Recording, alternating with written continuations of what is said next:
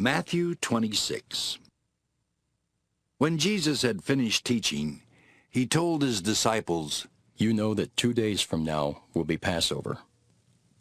That is when the Son of Man will be handed over to his enemies and nailed to a cross. At that time, the chief priest and the nation's leaders were meeting at the home of Caiaphas the high priest. They planned how they could sneak around and have Jesus arrested and put to death. But they said, We must not do it during Passover because the people will riot. Jesus was in the town of Bethany, eating at the home of Simon, who had leprosy. A woman came in with a bottle of expensive perfume and poured it on Jesus' head. But when his disciples saw this, they became angry. They said, Why such a waste? We could have sold this perfume for a lot of money and given it to the poor. Jesus knew what they were thinking, and he said, Why are you bothering this woman? She has done a beautiful thing for me. You will always have the poor with you, but you will not always have me. She has poured perfume on my body to prepare it for burial. You may be sure that wherever the good news is told all over the world, people will remember what she has done, and they will tell others. Judas Iscariot was one of the 12 disciples. He went to the chief priests and asked, How much will you give me if I help you arrest Jesus? They paid Judas 30 silver coins, and from then on, he started looking for a good chance to betray Jesus.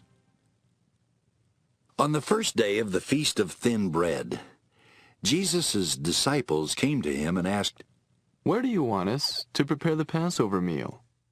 Jesus told them to go to a certain man in the city and tell him, Our teacher says, My time has come.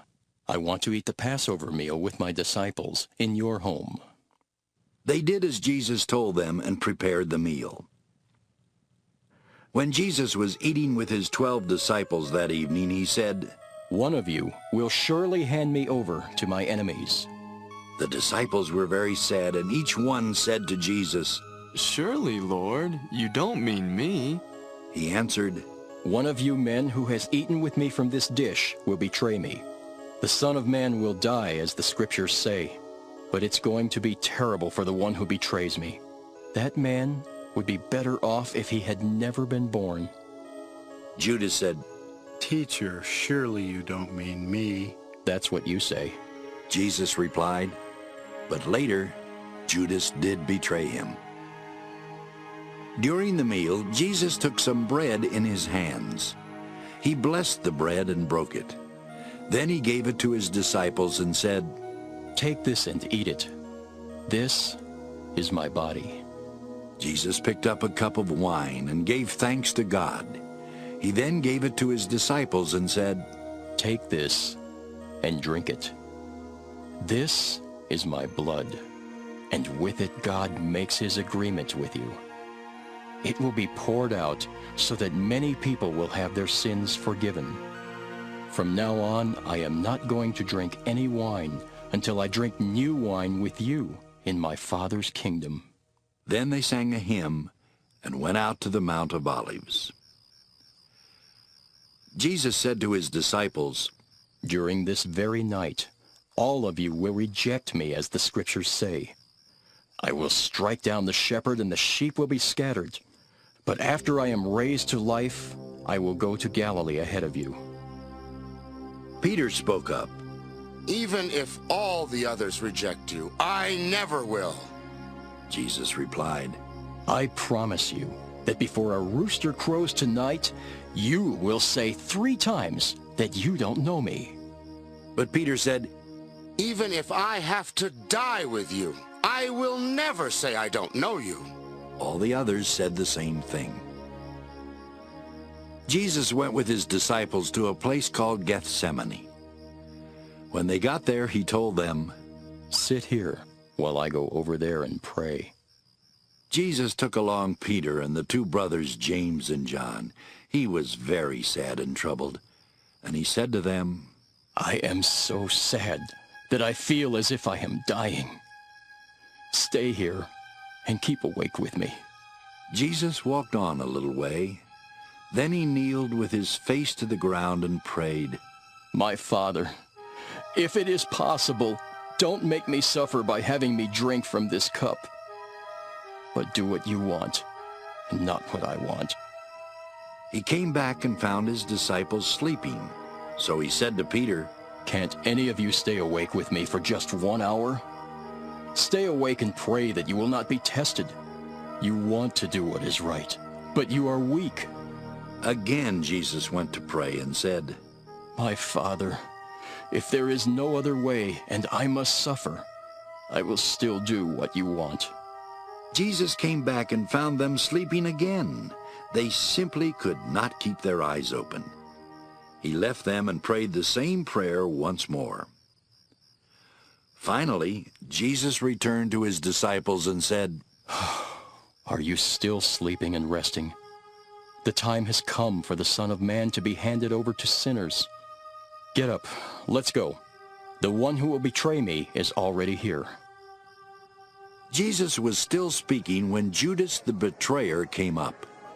He was one of the 12 disciples, and a large mob, armed with swords and clubs, was with him. They had been sent by the chief priest and the nation's leaders.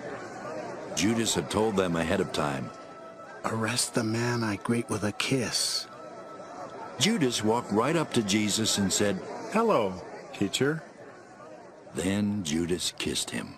Jesus replied, My friend, why are you here?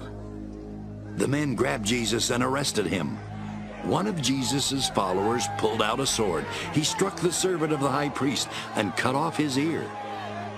But Jesus told him, Put your sword away. Anyone who lives by fighting will die by fighting.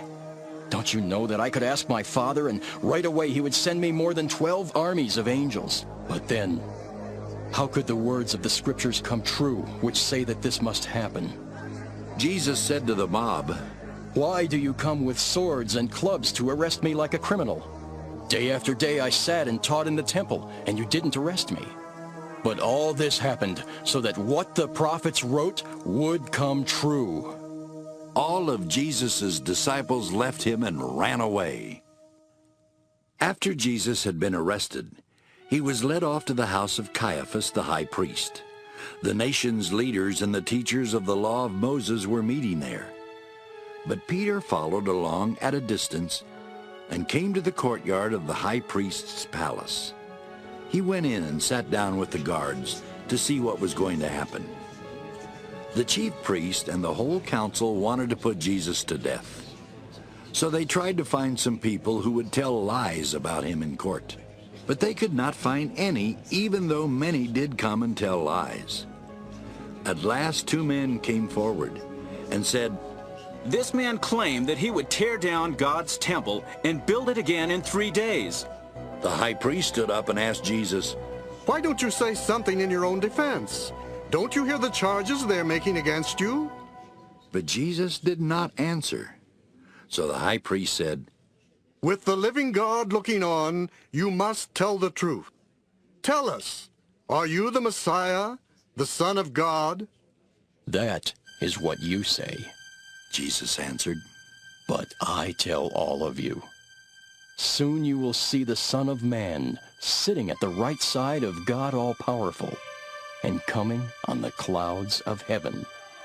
The high priest then tore his robe and said, This man claims to be God.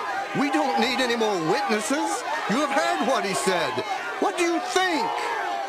They answered, He is guilty and deserves to die. Then they spit in his face and hit him with their fists. Others slapped him and said, You think you're the Messiah? So tell us, who hit you? While Peter was sitting out in the courtyard, a servant girl came up to him and said, You were with Jesus from Galilee. But in front of everyone, Peter said, That's not so. I don't know what you're talking about. When Peter had gone out to the gate, another servant girl saw him and said to some people there, This man was with Jesus from Nazareth. Again Peter denied it, and this time he swore, I don't even know that man. A little while later, some people standing there walked over to Peter and said, We know that you are one of them. We can tell it because you talk like someone from Galilee. Peter began to curse and swear. I don't know that man. Right then, a rooster crowed, and Peter remembered that Jesus had said, Before a rooster crows, you will say 3 times that you don't know me.